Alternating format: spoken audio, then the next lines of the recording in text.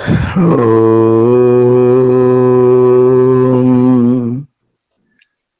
यतो यतः समीहसे ततो नो अभयं कुरु शन्नः कुरु प्रजाभ्यो अभयं नः पशुभ्यः।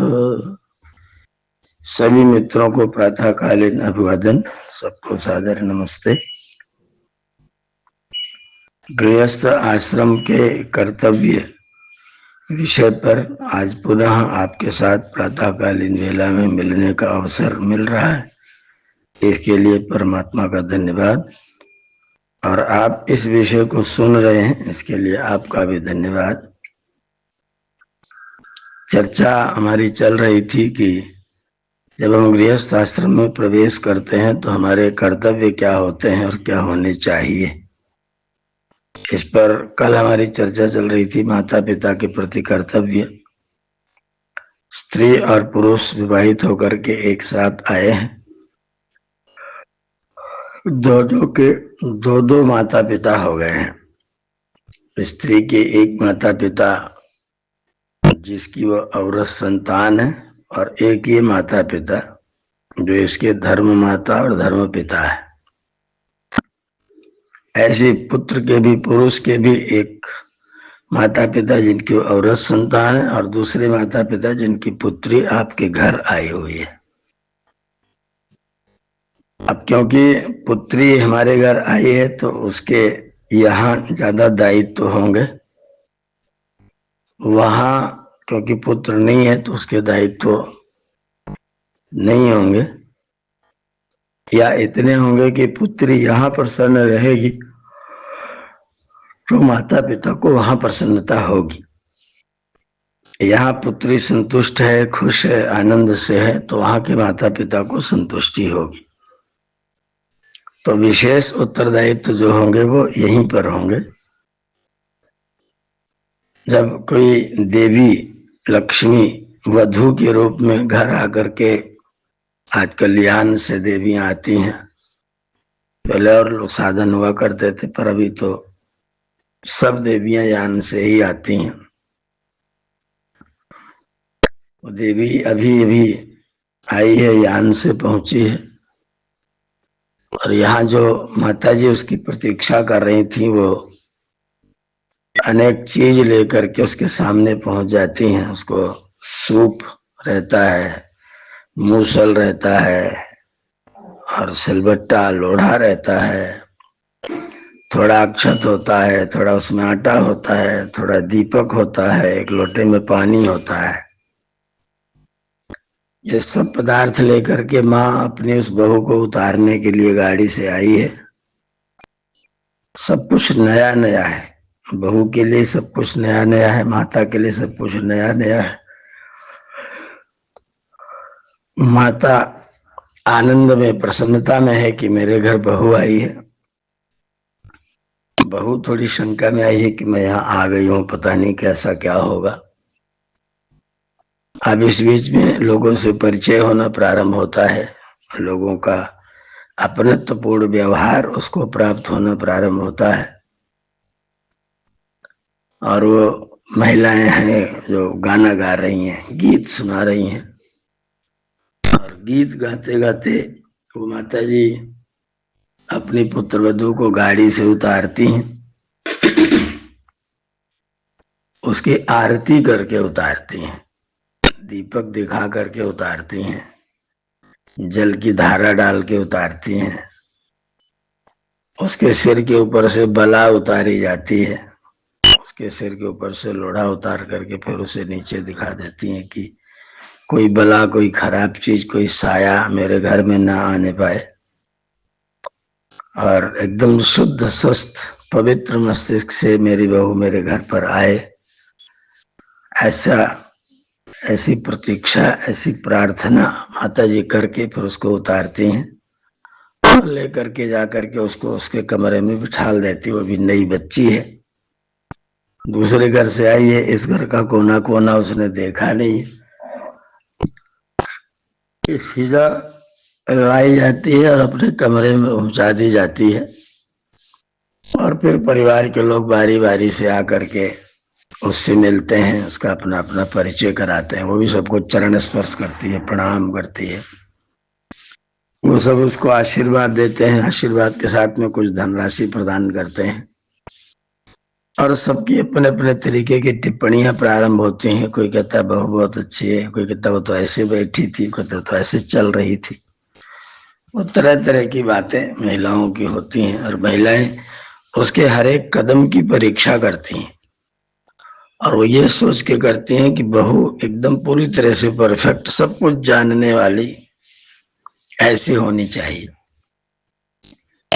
मैं निवेदन करना चाहता हूं कि जो बच्ची अभी अभी आपके घर में आई है, वो बच्ची सब कुछ जानने वाली नहीं है। और अगर मैं निवेदन करूं अन्यथा न ले, तो आप भी सब कुछ जानने वाले नहीं हैं। जो ये देख करके बहू की प्रतीक्षा कर रही हैं कि बहू सब कुछ जानती है, वो भी सब कुछ नहीं जानते। उन्होंने भी अपने जीवन को जैसे तैसे जिया है, जैसे तैसे अपने जीवन के कार्य को यन प्रकार पूर्ण कर रही हैं। पर उनकी परीक्षा की दृष्टि ये होती है कि उसको सब कुछ आना चाहिए, सबके साथ व्यवहार आना चाहिए, उसको सबके साथ बोली चाली आनी चाहिए। तो ऐसी सोच के साथ उस बहू को न देखा जाए, उसको अपनी बच्ची के रूप में ही देखा जाए। बच्ची आई है तो कोई चीज नहीं जानती, कोई चीज नहीं करती है, और उसको कुछ करवाना है तो ये सोच करके व्यवहार न किया जाए कि वो जानती है, अपने आप जान के सोच के करेगी। उसको हर चीज बताते हुए किया जाए, बहुत प्रेम के साथ, बहुत प्यार के साथ उसके साथ बर्ताव करते हुए, बेटा ऐसा कर लो, बेटा ऐसा कर लो, तुम्हारी क्या इच्छा है अपना भी मन हमको बताते जाओ। तो धीरे धीरे परिवार के लोगों को उस बहू को अपना अंग, अपने परिवार का एक अंग धीरे धीरे स्वीकार करने का अभ्यास करना चाहिए। और जब अपनत्व मिलेगा तो निश्चित तौर पर जो बेटी बहू बन करके आई है उसको भी लगेगा क्या नहीं, मैं अपने घर में ही आई हूं और ये मेरा अपना घर और ये मेरे अपने ही लोग हैं। यहाँ कोई परीक्षा वाले लोग नहीं है, ये मेरे सब मित्र लोग हैं। और बहू भी इसी तरह का बर्ताव करे, बहुत खुले रूप में, बहुत खुले मन से माँ को, पिता को, अनेक जो और रिश्तेदार लोग हैं सबके साथ में बहुत खुल करके और बहुत संयत रूप में सारी बीमारी, सारा दोष, सारी गड़बड़ियां, सारे रोग अगर मैं कहूं तो वो वाणी है। आप नहीं जानते कोई चीज तो कोई बात नहीं, लेकिन बोलना अगर आप जानते हैं तो आप सब कुछ जानते हैं। और बोलना जानने में सबसे अच्छा ये जानना है कि आपको मौन ज्यादा रहना है। संयत शब्दों में कम बोल करके आप अपनी बात करें। जो ज्यादा बोलते हैं वो फिर बकवास करते हैं। इसलिए वाणी पर संयम करना सबसे पहला अभ्यास आपको करना है गृहस्थ आश्रम में रहते हुए। गृहस्थ में अगर आपको परिवार में रहना है तो आपको सबसे पहला अभ्यास करना है अपनी वाणी का अभ्यास। आवश्यक बातें बोल करके, कम से कम शब्दों का प्रयोग करके, और कोई कुछ कहे तो उसकी बात ध्यान से धैर्यपूर्वक सुन करके। अच्छे वक्ता होने की अपेक्षा से अच्छा श्रोता होना ज्यादा अच्छा है। अगर आप श्रोता अच्छे बन जाएंगे, विद्यार्थी जब आचार्य के आश्रम में जाता है तो एक समिधा हाथ में लेता है घी में डुबा के और बोलता है अग्नि सुश्रवा असी। हे परमेश्वर, तुम तो सबकी सुनते हो, मुझे भी थोड़ा श्रोता बना दो, मैं भी सुनने वाला बन जाऊं। अगर मैं सुन सकता हूं ठीक से तो निश्चित तौर पर मैं एक अच्छा व्यक्ति हो सकता हूं। अगर मुझे किसी की सुनना नहीं आता, इसका मतलब आप अच्छे व्यक्ति नहीं हो सकते। कौन क्या कह रहा है उसकी बात को आप ध्यानपूर्वक सुने, उस पर मनन करें, और त्वरित कार्रवाई में किसी का जवाब देने की कोई आवश्यकता नहीं है। सोच विचार के कम मात्रा में उसकी पूरी बात सुन करके, वो कोई बात कह रहा हो तो आधी बात कहता तब तक हम बोलना शुरू कर देते हैं। तो उसकी पूरी बात सुन ले, फिर कहेंगे अब मैं अपनी बात कहूं। तो उनसे अनुमति लेकर के आप अपनी बात कहिए, अपने विचार व्यक्त करिए। तो कम बोलना, वाणी का दुरुपयोग न करना, ये आपका बड़ा कर्तव्य है। अगर आपने वाणी का सदुपयोग करते हैं तो निश्चित तौर पर परिवार में आपको सम्मान भी मिलेगा, प्यार भी मिलेगा, आपको आनंद भी आएगा और आत्मसंतुष्टि भी आपके पास में होगी। अगर आपने बोलने का अभ्यास ठीक नहीं किया, आपकी भाषा में कड़वाहट है, तंज है, प्रश्न है, नकारात्मकता है, तो निश्चित तौर पर आप खुद दुखी होंगे और दूसरों को भी दुखी करेंगे। अपनी वाणी पर पूर्ण नियंत्रण, सुनने की पूरी क्षमता, यह आपका अभ्यास है, आपकी साधना है। आपको श्रम करके ये करना है कि मैं किसी की बात को पूरा सुनूंगा, उत्तर सार्थक दूंगा, उस उत्तर में प्रश्न नहीं होगा, नकारात्मकता नहीं होगी, सकारात्मकता होगी। मैं आपको सुनने का, आपको समझने का प्रयास करूंगा। तो सबसे पहला अभ्यास ये करें कि मैं बोलूंगा तो संयत, आक्षेप वाली भाषा नहीं बोलूंगा। तुमने क्यों कर दिया, हमने तो नहीं किया, हमने ऐसा किया, तुमने ऐसा क्यों नहीं किया, मैं ऐसा करता हूं तुम ऐसा क्यों नहीं करते हो, तो मैं करता हूं तो मेरा अभ्यास है, तुम नहीं करते तुम्हारा अभ्यास है। आप ये कह सकते हैं कि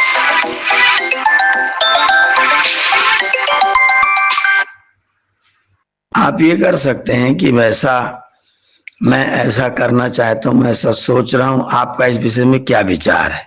ये तो ठीक है, पर मैंने किया तुमने क्यों नहीं किया, ऐसी जो सोच है वो निश्चित तौर पर ठीक सोच नहीं है। ये नहीं सोचना कि मैंने ये कर दिया तो मैं उसकी अपेक्षा करना प्रारंभ कर दूं। अपेक्षाएं हमेशा उपेक्षा प्रदान करती हैं, अपेक्षा हमेशा व्यक्ति को उपेक्षित करवाती हैं। इसलिए सापेक्ष भाव से नहीं रहना, निरपेक्ष भाव से रहना है। मेरा स्वभाव है इसलिए मैं ऐसा करता हूं, आपका स्वभाव नहीं तो कोई बात नहीं, मैं ऐसा करता हूं, मेरा ऐसा विचार है, आप इसके विषय में आप क्या सोचते हैं, ऐसा पूछना तो ठीक है। तुम ऐसा क्यों नहीं करते, मैंने तुम्हारे लिए इतना किया, तुमने मेरे लिए ऐसा क्यों नहीं किया। ये जो भाषा है प्रश्नवाचक वाली, तंज वाली, नकारात्मक वाली, वो भाषा आपको परिवार से अलग करती है, आपको परिवार में घुलने नहीं देती है। आप सकारात्मक रहेंगे तो परिवार में आपको घुलने का अवसर मिलेगा। तो जो हमारे माता पिता सबसे ज्यादा हमारे प्रति कृपालु, हमारे प्रति प्रेम रखने वाले, आदर रखने वाले, स्नेह देने वाले, प्यार देने वाले, ममत्व की छाया में हमको पालने वाले अगर हमारे हैं तो वो माता और हमारे पिता हैं। और खास तौर पर पिता भी ज्यादातर ऐसी कोई अपेक्षा नहीं रखते हैं, ज्यादा अपेक्षा माता के पास होती है। माता जी अपनी पुत्र वधू से ज्यादा निकट रहती हैं, उन्हीं से उनका ज्यादा नैकट्य होता है। अब तक अपने पति को भोजन आदि कराने की पूरी जिम्मेदारी माता जी की थी, अब भोजन कराने की जिम्मेदारी माता जी की, लेकिन बनाने की जिम्मेदारी बहू रानी की हो जाती है। तो ससुर जी को क्या पसंद है, पिताजी को क्या पसंद है, वो कैसे कैसे करते हैं, इसका अभ्यास माता जी तो पीछे 25 सालों से कर रही हैं, तो ज्यादा जानकारी उनको है, बहू रानी को ज्यादा जानकारी नहीं है। तो बहू रानी माता जी से पूछे कि पिताजी को कैसे कैसे क्या क्या पसंद है, आप बता दीजिए। और नहीं तो वो उसके पिता हैं, अगर वो प्रेम से जा करके अपने पिताजी को ही प्रणाम करके उनसे ही बातचीत कर लेती तो अच्छी बात है। पिताजी पितृत्व की गरिमा को धारण करें, वो पिता रहे, पिताजी अपनी गरिमा को खुद सुरक्षित और संरक्षित करने के लिए सजग रहें और ज्यादा अपेक्षा में न रहे। और पुत्री भी अपने उस पिता को पिता ही समझ करके जाकर प्रेम से बर्ताव कर ले। जैसे वो अपने पिता से कोई चीज पूछ लेती थी, वैसे ही अगर इस पिता से भी पूछ लिया करेगी तो पिताजी को मेरे ख्याल से प्रसन्नता ही होगी कि मेरी बहू खुले मन की, खुले विचार की, अपने मन से कुछ भी नहीं करती है, और कोई बात होती तो पूछ करके विचार करके सबको संतुष्ट करने का भाव रखती है। तो अपने माता पिता के प्रति आपके दायित्व इसलिए गंभीर है, इसलिए श्रद्धेय है, उनके प्रति आपके मन में श्रद्धा इसलिए होनी चाहिए कि जिस पति को आप अपना प्राण मानते हैं, जिस पति को आप अपना सब कुछ मानते हैं, सब कुछ स्वीकार करते हैं, उस पति को इन्हीं माता पिता ने आपको समर्पित किया है। तो वो माता पिता मुझसे जितना संतुष्ट होंगे, मैं अपनी सब बहनों को निवेदन करना चाहता हूं कि हर व्यक्ति के जीवन में आशीर्वाद की पूंजी बटोरने का प्रयत्न सबको करना चाहिए। अगर किसी के पास में आशीर्वाद की पूंजी नहीं होती है तो व्यक्ति दुखी होता है, और उसके दुख के समय में कोई व्यक्ति उसकी सहायता करने के लिए नहीं आता है। अगर आपने आशीर्वाद की पूंजी बटोर रखी है, अपने बुजुर्गों को आपने परेशान नहीं किया है, उनको खुश किया है, प्रसन्न किया है, और उन्होंने आपके प्रति अगर सद्भावना हृदय से व्यक्त की है, तो पूंजी आपकी बहुत बड़ी पूंजी, जो आपको आगामी जीवन में बहुत सुखी करने वाली है, बहुत सुख पहुंचाने वाली है। तो माता पिता यदि आपसे संतुष्ट होंगे, वृद्धावस्था में वात शरीर में बढ़ जाता है, वायु शरीर में बढ़ जाता है। अगर आप अपने इस माता जी के वात को दूर करने का प्रयत्न करती रहेंगी तो माता आपसे बिल्कुल भी नाराज नहीं हो सकती है। वात को दूर करने का प्रयत्न कैसे करेंगे? वो ये है कि उसके शरीर में तेल की मालिश, माता के पैरों में कभी तेल लगा दीजिए, रात को सोने से पहले पैर के तलवों में थोड़ी मालिश करके उनको संतुष्ट कर दीजिए, जिससे उनका वात न बढ़ने पाए। वृद्धावस्था में वात बढ़ता है तो वात के साथ में क्रोध बढ़ता है, और क्रोध बढ़ेगा तो फिर तो वातावरण में विस्फोट होने के अवसर अधिकतम प्राप्त होंगे। तो प्रयत्न करें कि वात न बढ़ने पाए। पर भोजन भी करने कराने का हो तो ऐसा पदार्थ न खाए पिए जिससे वात बढ़ता हो। भोजन भी ऐसा बनाए जिसमें वात प्रकृतियां कम होती है, जिससे वात बढ़े। ऐसा भारी भोजन ठीक है, पति पत्नी के लिए आवश्यक है कि वो गरिष्ठ भोजन करें, वो कर सकते हैं, अभी उनका पाचन तंत्र अच्छा है। पर वृद्धावस्था में जो माता पिता वृद्ध हो गए हैं, उनका पाचन तंत्र आपके जैसा नहीं है। तो प्रयत्न ये किया जाए कि उनको ऐसा भोजन न दिया जाए जिससे वात बढ़ता हो। चने की, उड़द की दालें अगर आप उनको खिलाएंगे, पनीर बना के अगर आप उनको खिलाएंगे, तो निश्चित तौर पर उनके शरीर में वात बढ़ेगा, और वात के साथ में क्रोध बढ़ेगा। तो उनके वात के शमन करने का उद्यम करें, ऐसी चीज खिलाएं जिनसे उनका वात न बढ़ने पाए।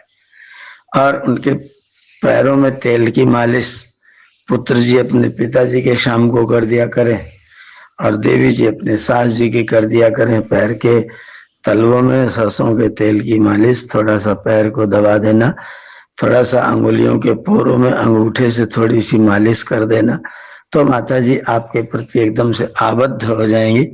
और मेरी बेटी बहुत अच्छी, ऐसी बेटी भगवान सबको दे, ये आशीर्वाद उनके मुख से जरूर निकलेगा।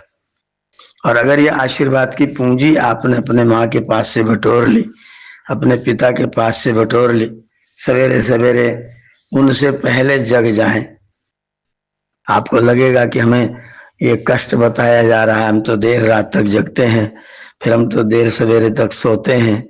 लेकिन निश्चित तौर पर अगर आप देर सवेरे तक सोते हैं तो फिर आप अपने गृहस्थ को बिगाड़ने की पूरी चेष्टा करते हैं।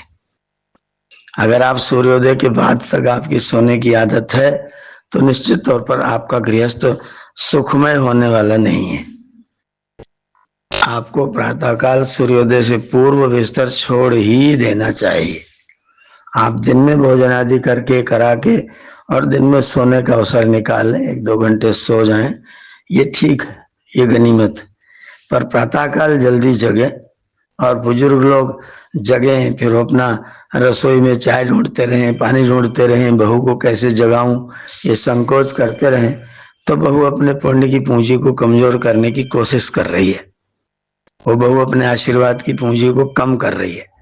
कदाचित थोड़ा सा जल्दी जगती, थोड़ा सा पानी गुनगुना करती, और सवेरे सवेरे अपनी माँ के पास पहुंचती, माता जी ये पानी आप पी लीजिए, आपके स्वास्थ्य के लिए लाभकारी रहेगा। और पिताजी को भी 1 गिलास पानी देती, गुनगुना पानी, आप इसको पी लीजिए, आपके लिए लाभकारी रहेगा। फिर उसके बाद मुझे सेवा बताइए कि मैं आपके लिए क्या कर सकती हूँ।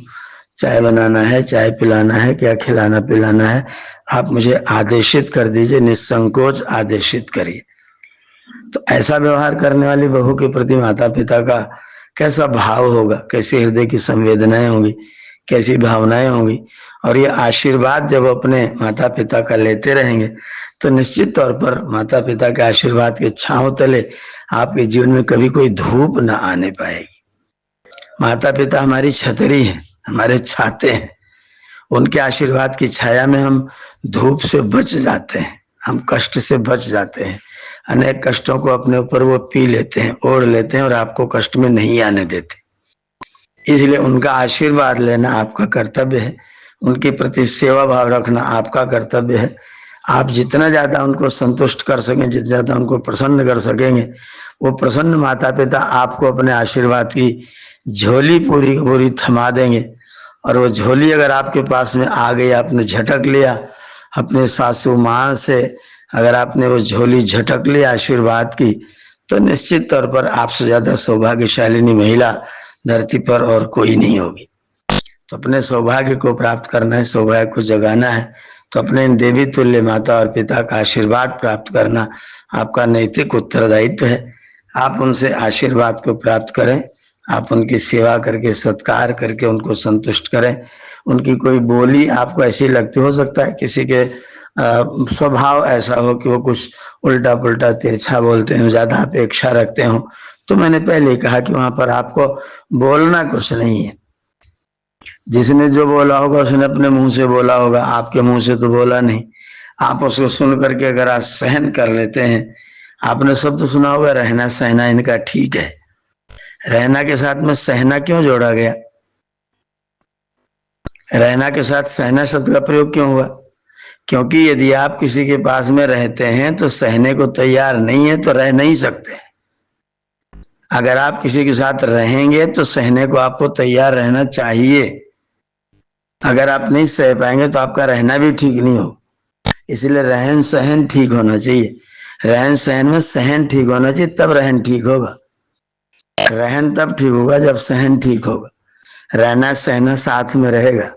तो कोई कुछ कहता है तो ठीक है, धन्यवाद, आपका स्वभाव है, आप अपने मुख से ऐसी बात बोलते हैं, बोलिए, लेकिन मेरे जो कर्तव्य, मैं तो अपने कर्तव्य का पालन ही करूंगा। आपके बोलने पर मैं कोई प्रतिक्रिया करने वाला नहीं हूं, मौन धारण करूंगा, करूंगी, और आपकी सेवा करके आपको संतुष्ट करने का प्रयास अवश्य करूंगी। अगर ये तप आपके अंदर है, अगर ये साधना आपके अंदर है, तो निश्चित तौर पर आप लक्ष्मी हैं, आप माता सीता की अनुगामिनी हैं, आप माता अनुसुईया की अनुगामिनी हैं, आप माता रुक्मिणी की अनुगामिनी हैं। और ये देवियों ने अपने जीवन में खूब तप सहा है, खूब कष्ट सहा है। तो अगर आप अपने जीवन में अपने तप को और सहन को बना लेते हैं तो फिर आपका रहन बिल्कुल ठीक हो जाएगा। आपका सहना आ जाएगा तो रहना आपको निश्चित तौर पर आ जाएगा। इसलिए सहन के साथ में रहन और रहन के साथ में सहन का अभ्यास करें। माता पिता से अपना आशीर्वाद लेने की चेष्टा सदैव करते रहें। माता पिता के प्रति आपका कर्तव्य है, वो ये न के न प्रकार ने जो आपसे अपेक्षा रखते हैं, जो आपसे चाहते हैं, ज्यादा चाहते नहीं है। वो ऐसा नहीं चाहते कि मेरे बहू बेटे कष्ट में आ जाए, ऐसा नहीं चाहते, कोई माता पिता नहीं चाहते। वो चाहते कि मेरी बेटी प्रसन्न रहे, सुख से रहे, आनंद से रहे, मुस्कुराती रहे, हंसती रहे, घर में आकर के चिड़िया के तरीके से फुदकती रहे पूरे घर में। कितना अच्छा लगता है, पायल बज रही हो और बहू रानी दौड़ दौड़ के अम्मा जी की सेवा कर रही हो, पानी पिला रही हो। घर में वो जो घंटियां बजती हैं, वो घंटियां घर की शोभा होती हैं, वो घंटियां घर को आनंदित करने वाली होती हैं, वो घंटियां घर को देव मंदिर बना देती हैं। तो आपका जो पायल, आपका जो नूपुर है, वो घर को देव मंदिर बना दे। आप सबकी सेवा करते हुए उनको संतुष्ट कर सके, आनंदित कर सके, उनकी अपेक्षाओं पर खरे उतर सके, और परिणाम स्वरूप आशीर्वाद की झोली अपने ऊपर पूरी की पूरी स्वीकार कर सके, उनसे झटक लें, उनसे प्राप्त कर लें। आपका जीवन सुखमय हो जाए, आनंदमय हो जाए। इस आशीर्वाद के साथ आज के इस वक्तव्य को विरमित करते हैं। आप सबका बहुत बहुत धन्यवाद। ओम।